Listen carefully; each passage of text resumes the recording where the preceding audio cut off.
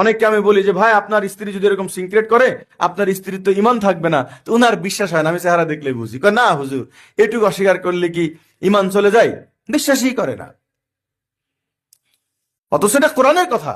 কেউ যদি এটার বিপক্ষে কথা বলতে পারেন আমাকে একটু বুঝায়েন যে তাহলিলু মা আহাল্লাল্লাহ, আল্লাহ যেটাকে হালাল করেছেন, আল্লাহ আল্লাহ তাআলা গরুর গোশতকে হালাল করেছেন।